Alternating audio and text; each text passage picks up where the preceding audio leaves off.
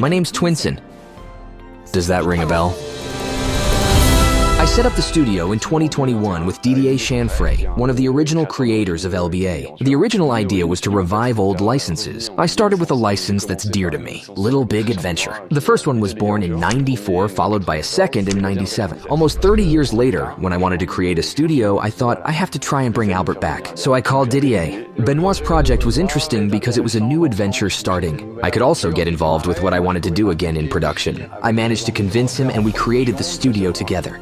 My goal was to form a team that mixed original creators, die-hard fans, and people who didn't know the game.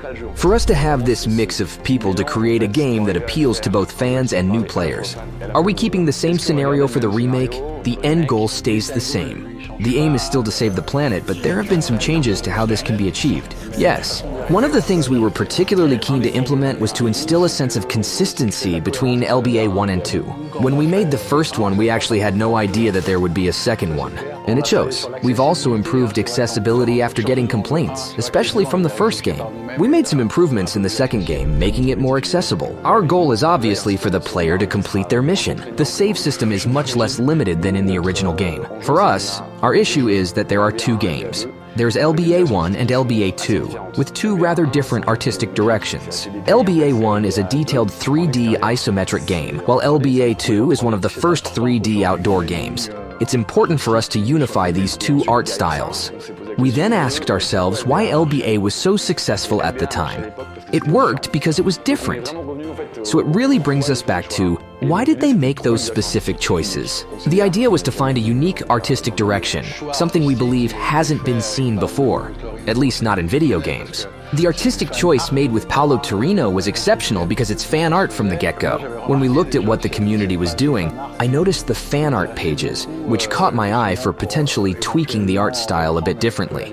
And Benoit also showed up one day with these same pages, and I said to him, yeah, let's try to reach out to him. And here we are. And we thought that there was, simultaneously, this dreamlike, poetic side to the original game, and this very modern, unique element that would appeal to the most people with the artistic choices that were made, so we already wanted to shake things up a bit. We realized it was already starting to look a little dated due to the heavy technical constraints at the time. But we also didn't want to go in the opposite direction. We wanted it to look fresh. Little Big Adventure was known for its different behavior modes where you could be normal, athletic, aggressive, or stealthy, so each time you played a little bit differently.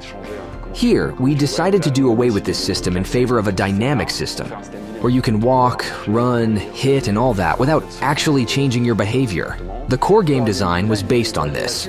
We removed them, but not totally, more in the sense of contextualization. It makes a big difference, both in terms of gameplay and coding.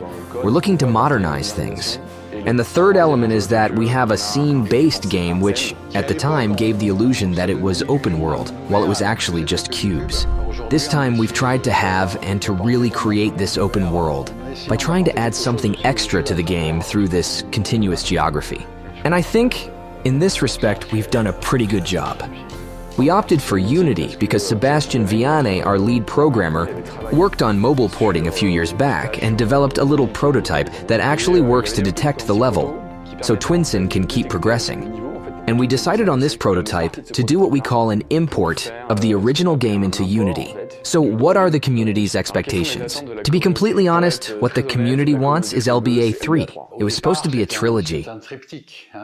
We made the first and second, but never the third.